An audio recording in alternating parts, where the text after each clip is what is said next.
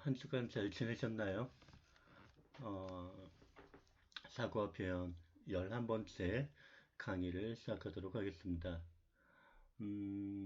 벌써 11번째까지 왔는데 이제 한 3주 지나면 기말 시험 보고 혹은 기말 보고서 내고 이제 여러분들 한 학기를 마치게 됩니다. 음, 정말 특별한 경험이라면 경험일 텐데, 에, 지난번에도 말씀드린 대로, 저도 대학의 학생과 교수로서 한 34, 5년 있었는데, 금년과 같은 경우에는 처음이에요. 그래서 초반엔 좀 당황도 하고, 어떻게 해야 되나 걱정도 하고 했었는데, 그래도 이렇게 한 주 한 주 지날수록 나름의 어떤 체계를 잡고 예, 강의를 진행했던 것 같습니다. 물론 우리가 얼굴과 얼굴을 맞대고 강의를 했으면 훨씬 더 어, 좀 다양한 많은 강의를 했을 텐데 이게 뭐 누구의 탓도 아니잖아요. 어쩔 수 없는 그 재난 상황이기 때문에 우리는 이렇게 견디고 여기까지 가는 것 같습니다. 음, 아직 학교에서 공식적인 발표가 나지는 않았지만 어떻게 보면 계속 갈 것 같아요. 끝까지.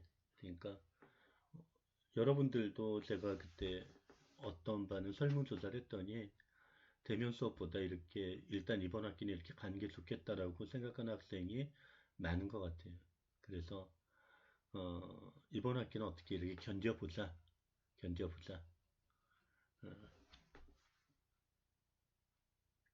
자, 그러면 지난번에 여러분들 이제 자기소개서 쭉 내셨거든요. 성장 과정, 성격의 장단점, 그 다음에 이제 활동 내용 쓸 때 어떤 학생들이 질문을 했어요. 활동 내용은 고등학교 때까지 했던 내용을 쓰는 건가요? 대학 때 아직 1학년이니까 활동한 것도 없는데 뭘 쓰나요? 뭐 이렇게 여쭤본 학생들이 있는데, 우리가 가상으로 이제 여러분들 앞으로 대학 생활을 하면서 여러분들이 미래의 나를 만들어가는 하나의 어떤 과정을 상상해 보는 거예요. 그 뒤에 이제 요거 다음에 강의를 할 텐데 그 로드맵을 만드는 거죠. 여러분이 걸어가야 될 어떤 길, 로드맵이라고 하는 거는 어, 여러분이 가야 할 방향에 대해서 지도를 그려보는 거잖아요. 그래서 그거를 만들어 볼 때 아직은 여러분들이 에, 이제 갓 대학생이 되었기 때문에 특별한 활동이 없잖아요. 그 과마다 여러분 학과마다 그 다음에 여러분이 관심 있는 어떤 동아리 뭐 이런 특별한 것들을 시작하지 않았기 때문에 불완전하지만 그 로드맵을 만들면 이제 내가 가야 할 방향이 정해지기 때문에 거기에 맞춰서 써보는 거예요. 그래서 로드맵을 만들고 사실은 활동 내용을 쓰면 더 좋은데 지난번에 미리 써보라고 한 거예요. 자, 실제 자기소개서에 대해서는 거기까지만 여러분들이 쓰면 돼요. 일단 1학년이니까 나중에 3학년, 4학년 가면 이제 내가 지원하는 곳, 구체적으로 뭐 삼성전자, 뭐 LG전자, 뭐 이런 식으로 구체적인 곳이 결정이 되고 그럼 그것과 연관된 지원 동기를 쓰면 되는 거예요. 그다음 포부도 그 뒤에 쓰면 되고. 자, 그러면 자기소개서를 여러분들이 이제 대략 대충 작성을 해보셨는데, 뭐 성장 과정이나 성격의 장단점이나 활동 내용에 피해야 할 단어가 있어요. 그러니까 이거는 그 회사 인사 담당자가 자기소개서를 볼 때 빨간 줄을 긋고, 잘못했어. 이거는 감점이야 라고 표현하는 거죠. 몇 가지를 제가 알려드리면, 자, 완벽주의.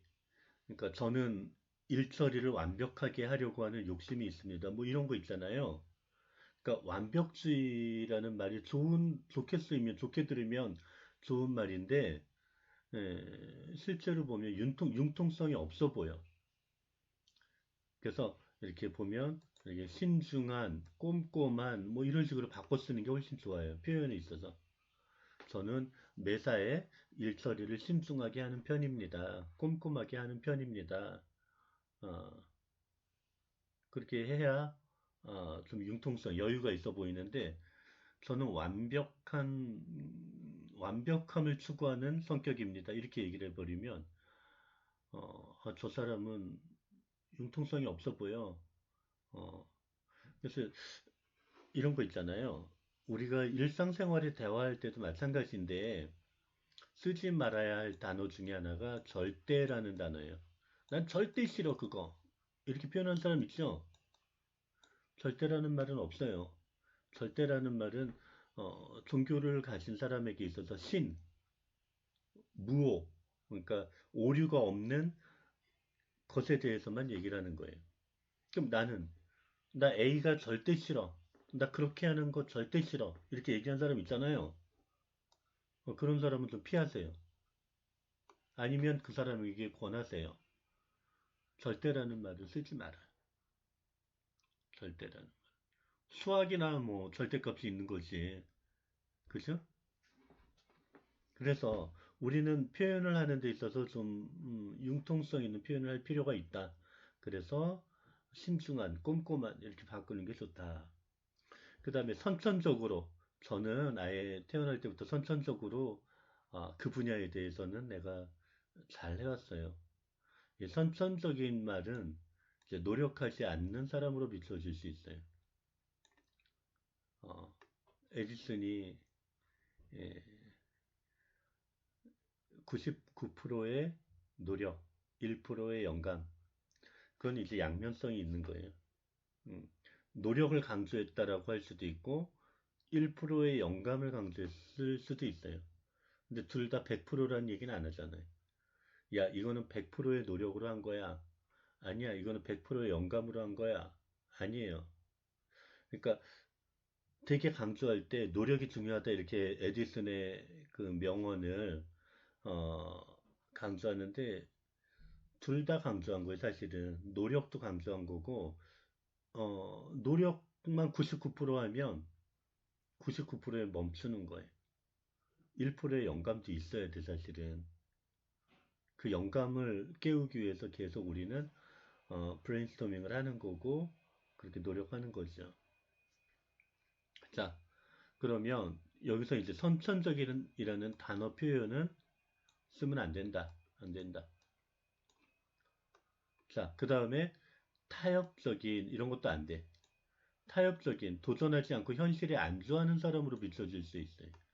그래서 좀 도전적인이란 말로 바꿔주는 게 좋아요. 우린 끊임없이 뭔가 새로운 것을 하려고 노력한다. 이런 의미로. 그 다음에 착한 성격, 착한 성격. 어, 자, 음, 어떤 사람이 그렇게 표현하더라고요. 이상형이 어떻게 돼요? 그러면, 저는 착한 사람이 좋아요. 이렇게 얘기하는 사람들이 있어요. 착한 사람. 그 말 뒤에는 여러 가지 상징적인 의미가 담겨 있는데 뭐 이런 거예요. 착한 사람이 좋아요. 만약에 남성이 그렇게 얘기를 했다. 그러면 내 말에 복종하는 사람이 좋아요. 이런 의미예요. 그런 게 많아. 그냥 내가 하는 것에 따라주는 사람, 나를 잘 맞춰주는 사람, 자기 성격을 죽이는 사람, 그게 착한 사람이라고 생각을 하는 거예요. 여성도 마찬가지. 나만 위해주는 사람, 어, 나만 사랑해주는 사람, 그 착한 사람. 실제 현실에서 착한 사람은 되게 답답해. 다 당하고, 누군가에게 치이고, 다 퍼주고, 그런 사람이 내 배우자가 된다라고 하면 답답할 수도 있어요. 근데 그게 이제 문제가 뭐냐면, 자기소개서를 쓸 때는 그냥 이렇게 밋밋한 사람으로 보여요. 착한 사람이 좋은데, 착한 성격, 착한 사람, 천사 같은 사람 좋아요. 좋아요. 근데 자기소개서에 쓸 때는 그 사람이 어떤 직무 능력이 있는가가 더 중요한 거예요. 그 사람이 일 처리를 할 때 어떤 방식으로 어떻게 하는가가 중요한 거지. 착한 사람이라는 거는 그 다음 문제란 말이에요. 오히려 착한 성격이라는 말은 이제 뭐 융화, 조직에 대해 융화, 그 다음에 그러니까 이렇게 협동심 이런 거 얘기할 때 예, 오히려 조금 언급할 필요는 있는데 이런 말을 쓰지 않는 게 좋다 이거예요. 막연한 표현이. 그러니까 지원 직무에 연관된 핵심 역량을 강조하는 게 좋다. 그 다음에 이런 얘기 있어요. 운이 좋아서 제가 살아오면서 운이 참 좋습니다. 좋은 사람을 만나고 좋은 여건이 되고 참 운이 좋은 것 같아요. 내가 여기 지원해서도 운이 좋을 거예요. 뽑아줄까요?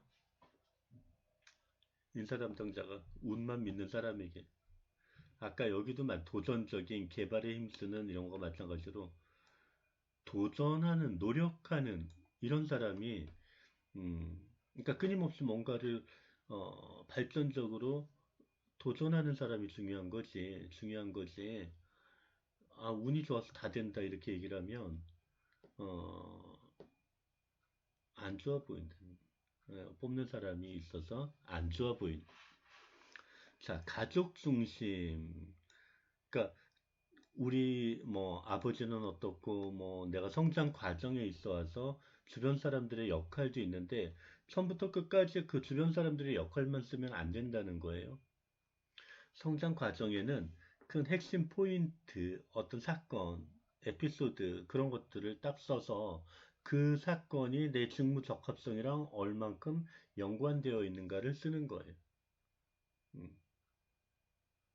그래서 여러분이 나중에 자기소개서를 다 쓰고 난 다음에 혹시라도 내 표현 방식에 이런 단어들이 들어가 있나 검토해 볼 필요가 있어요. 그러면 만약에 들어가 있다면 안 된다. 빼야 된다. 이렇게 생각을 하셔야 돼요. 어, 자, 조금 전에 말씀드린 대로 그 로드맵, 미래의 기획, 로드맵. 그래서 여러분 교재에 124페이지에 있는 내용이에요. 교재 갖고 계신 분들은 124페이지를 펴시면 요 장이 나오게 됩니다. 그래서 여러분들이 요 로드맵을 만드는 장에서는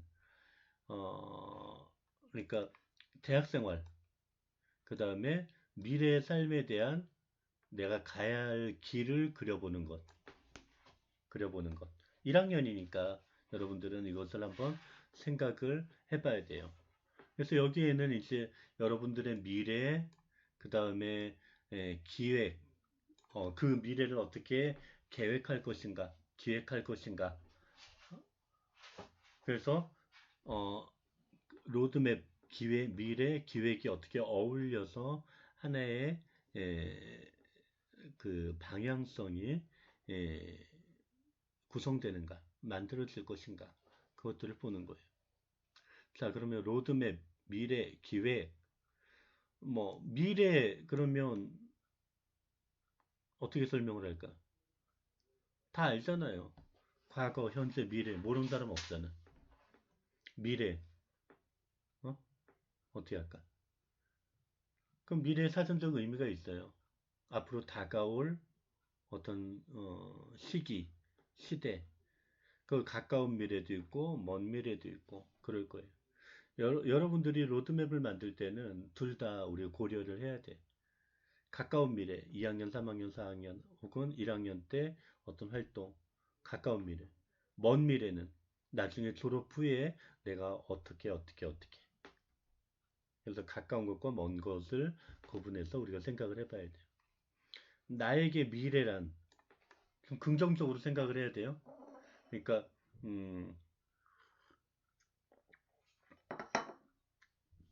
아직 오지 않는 어떤 시기이기 때문에 뭐 중요하지 않다 뭐 이렇게 얘기할 수도 있겠지만 나에게 미래란 굉장히 중요한 거예요. 중요한 거예요. 그러니까 그 속에서 어, 뭔가를 그려보고 기대하고 생각해 볼 수 있는 음, 그래서 여러분 나이 때 혹은 사춘기 때 이제 그런 걸 어른들이 물어보면 되게 두려워할 때가 있어요. 그러니까 너 나중에 뭘 할래? 뭐가 될래?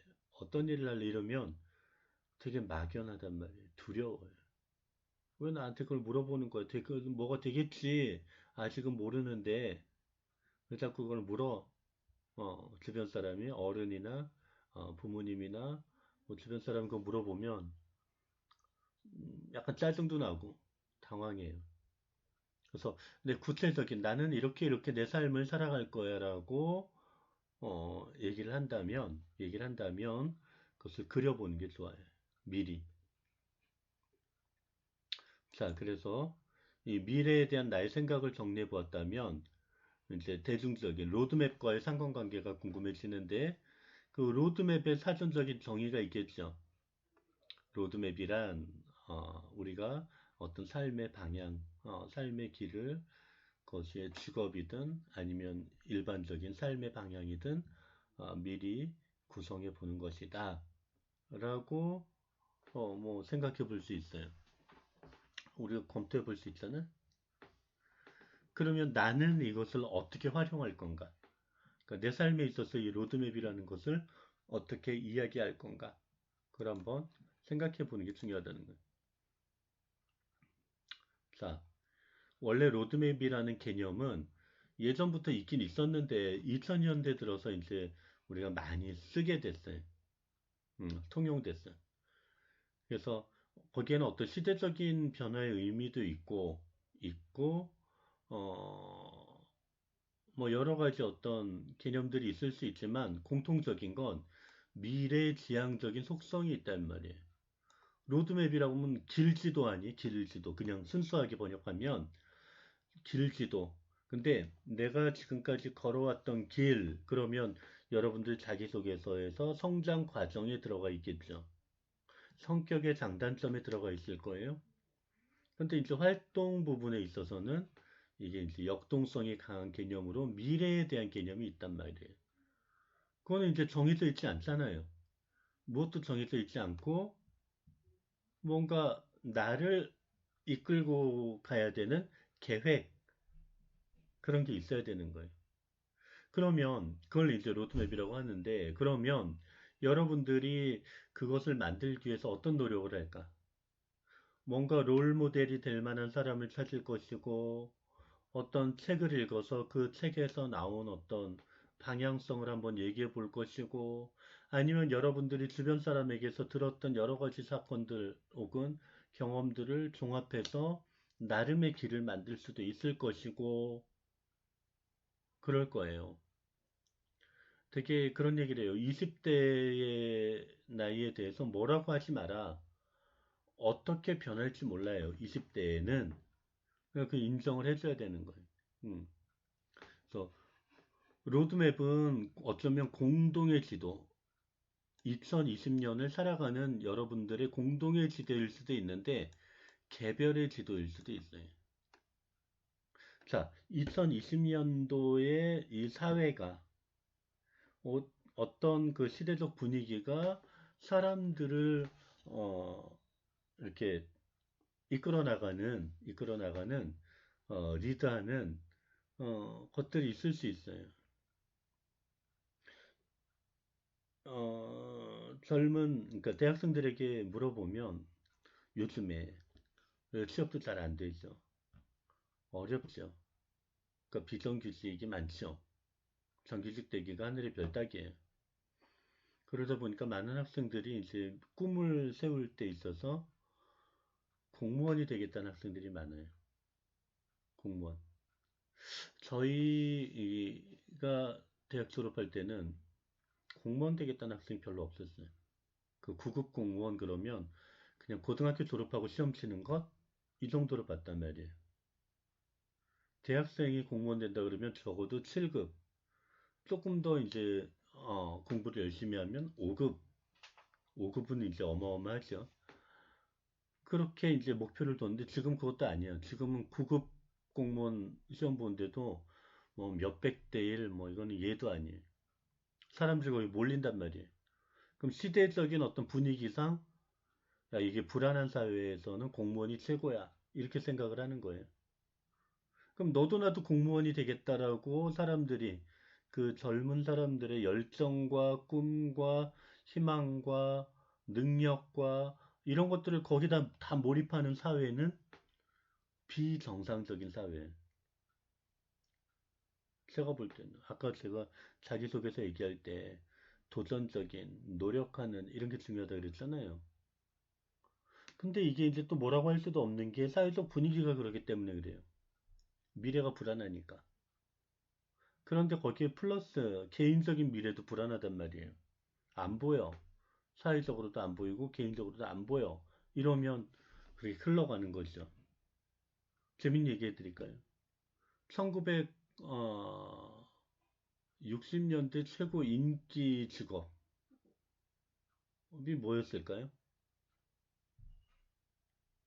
최고 인기 직업. 의사? 변호사? 아니요. 택시 운전사였어요. 혹은 버스 운전사. 운전사. 그 다음 차장. 그 안내양이라 그러죠. 예전에 안내양이라 그랬어.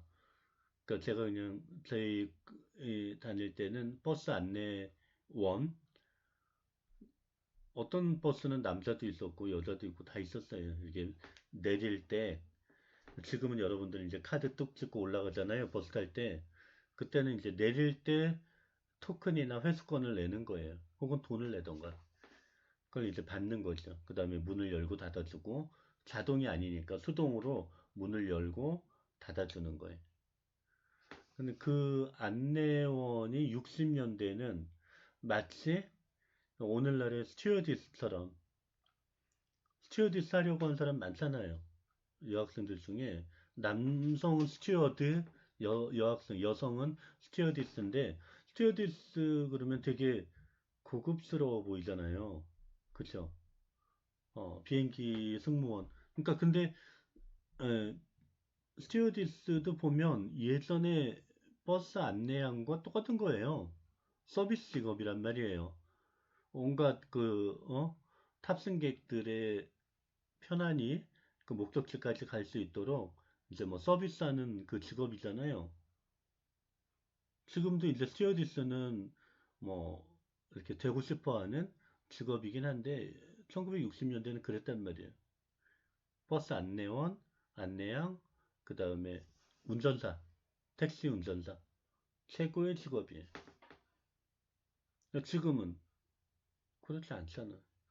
그렇지 않잖아. 그러니까 뭐 그 직업을 비난하는 건 아니에요. 시대마다 바뀌어간다 이 얘기예요. 시대마다 바뀌어간다. 지금도 여러분들 택시 운전하려면 힘들어요. 개인 택시 면허증은 엄청나게 비싸요. 억대예요, 억대. 쉽지 않아요. 그거 무시하면 안 돼. 그러니까 시대마다 달라진다. 직업에 대한 가치관, 미래에 대한 가치관이 달라지는데 여러분들은 그것을 어떻게 기획할 것인가? 아니, 난 그냥 공무원 할래요. 마음 편해요. 뭐 그럴 수도 있지만, 아까 얘기했잖아요. 모든 젊은 사람이 공무원 하겠다고 뛰어들면, 그거는, 정체된 사회, 비정상적인 사회가 돼요. 예, 역동적인 사회가 안 된다는 거예요. 그러니까 그렇게 생각하시고 여러분의 기획을, 어, 한번 생각해 보는 거예요. 그러니까 미래를 기획해 보는 거예요. 자, 그러면 이제 기획에 대한 이해인데, 우리가 기획이라는 단어를 많이 써요. 그러니까 회사에서도 쓰고 개인적으로도 쓰고 하는데 마찬가지 기획이라는 표현이 어디에 쓰이는가 사전을 찾아보면 있어요. 있어요. 뭔가 계획을 꾸민다, 세운다, 이런 의미인데, 어, 이런 의미인데, 이제 로드맵에 있어서 여러분이 앞에 나를 표현하는 글쓰기 해봤잖아요. 자기소개서에서 성장과정, 성격의 장단점 써봤잖아. 그래서 그 이야기들을 토대로 나는 무엇을 잘하고 무엇을 해야 내가 행복한 삶을 꾸려갈 수 있을 것인가라는 것을 한번 구체적으로 써본다는 거예요. 기획해본다는 거예요. 자, 그래서 이 로드맵을 만들 때 들어가야 되는 사항이 있어요. 자, 난 내 로드맵을 어떤 제목을 붙일 거야. 어, 여기는 이제 의지와 지향성이죠. 의지와 지향성이 있어요. 지향성이라는 것은 내가 무엇을 바라고 가고자 하는 어떤 방향을 얘기를 하는 거죠. 그 다음에 핵심적인 내용이 있어요. 핵심적인 키워드가 있죠. 그래서 이것을 짧고 분명하게 표현하는 것이 효과적이다. 로드맵은. 개요를 쓰는 거죠. 그러니까 키워드를 중심으로 짧게 첫 번째 뭐, 두 번째 뭐, 세 번째 뭐, 개요를 우리가 글쓰기 하는 것도 마찬가지인데 그 개요를 만들어 보는 거예요. 세 번째는 목차. 제가 첫 번째는 뭐고 두 번째는 뭐고 어, 쓰는데 그 단계가 중요한 거예요. 그러니까 아무 상관없는 내용들 앞뒤로 배치하는 게 아니라 핵심어를 중심으로 1, 2, 3이 있다면 우리가 글을 쓸 때도 서론본론 결론이 있듯이 자기 나름대로 개성적인 어떤 방향성을 갖고 써보는 거예요. 우리가 책을 보면 어떤 책이든 앞에 목차가 있어요. 목차가 있는데 그 목차는 그냥 쓴 게 아니야. 그냥 쓴 게 아니라 뭔가 의미가 있게 쓴 거란 말이에요. 단계별로 층위를 생각하고 쓰는 거예요. 그래서 대개 로드맵은 다른 사람 앞에서 미래를, 내 미래의 기획을 보여주는 거기 때문에 여러분들이 에, 어떤 순서와 체계와 이런 것들이 필요하다. 자, 그러면은 이제 본문 내용에 들어갈 구체적인 내용인데 뭐가 들어가야 되는가? 여러분들의 대학 생활을 이제 할 거란 말이죠. 그 핵심 내용을 다 쓰기가 어려워. 그럼 그걸 몇 개를 구분해야 될 거 아니에요. 동아리 활동, 혹은 뭐, 그러니까 처음에 내 미래의 어떤 방향에 대해서 생각할 것이고, 꿈을 생각할 자, 미래의 방향성, 꿈, 그 다음에 목표, 이런 것들이 분명하지는 않아도 되는데, 없어도 돼, 사실은. 근데 막연한, 어, 여러 가지가 있을 수도 있는데, 에, 탐색하는 과정이라고 생각하고, 이 목표에 대해서 간단하게 써보는 거예요. 예. 그 다음에 대개 이제 학생들이 내가 뭘 공부했다, 뭘 전공을 하고, 뭐 어떻게 했다, 자격증을 어떻게 했다고 이런 얘기를 하는데, 어, 여기에 대해서는 뭐 여러분들이 예를 들어 뭐 건축학과를 나왔다, 전자전기공학과를 나왔다, 정보통신학과를 나왔다. 각 과에 따라서 각기 맞는 전공의 특성이 있는데, 그것만을 쓰면 다 비슷하단 말이에요. 자기만의 특성이 잘 드러나지가 않아.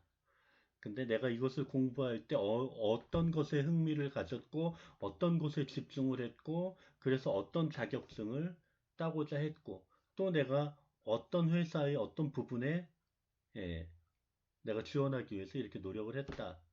조금 약간은 개인적이고 구체적인 게 필요하단 말이에요.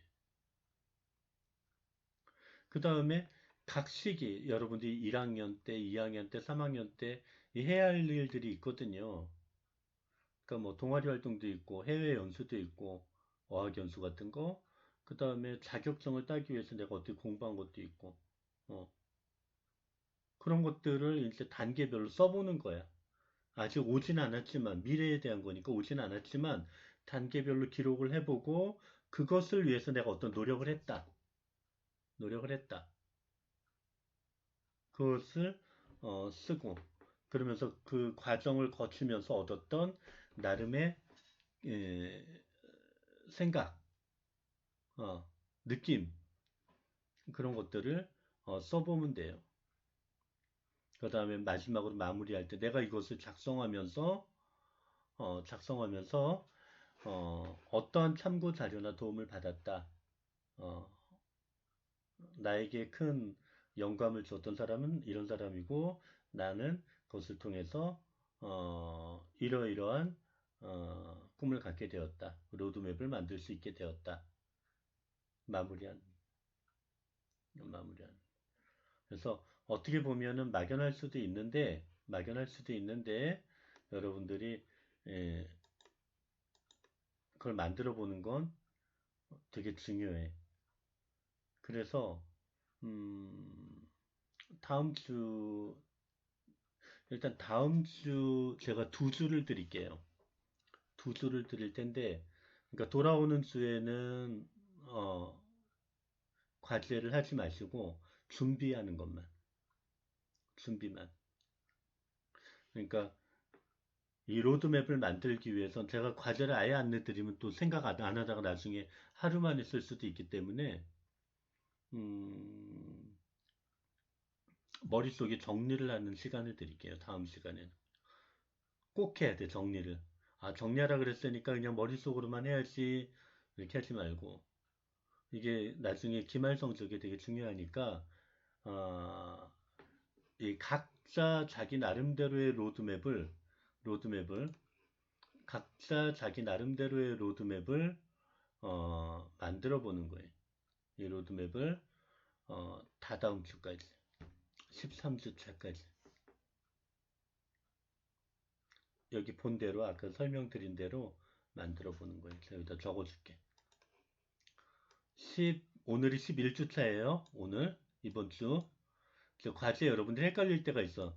다른 수업이랑 어, 연관시켜서 헷갈릴 때도 있는데 다른 수업은 오늘이 12주 차가 될 수도 있는데 우리가 5월 5일 날 안 했잖아요.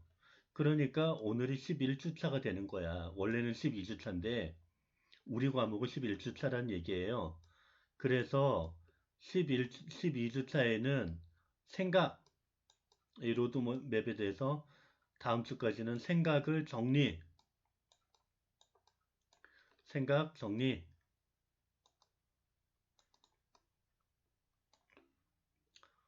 글씨 되게 못 쓰죠? 마우스도 익숙하지가 않아요. 여기에 로드맵 제출, 다다음 주, 이건 언제까지 하냐면, 어, 오늘이 6월 2일이죠. 여러분 강의 듣는 날이 6월 2일이야. 그럼 9일,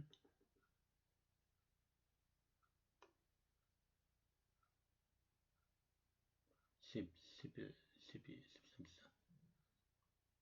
13, 13일까지 합시다. 여기 13주니까 기억하기 쉽게 13일이면 아마 어, 금요일 정도까지 될 거예요. 아니다. 9, 10, 11, 12, 13, 금요일. 13일의 금요일 무시무시합니다. 잊어버리지 않도록. 6월 13일 금요일까지 저에게 파일로 보내세요. 제가 공지사항에 또 올려드릴 텐데, 음, 강의를 듣고 기억을 하시라는 거예요. 자, 그럼 잠깐 쉬었다가 5분만 쉴게요. 5분만 쉬었다가 아, 일반적인 글쓰기와 관련된 지난번처럼 강의를 조금 이어가도록 하겠습니다.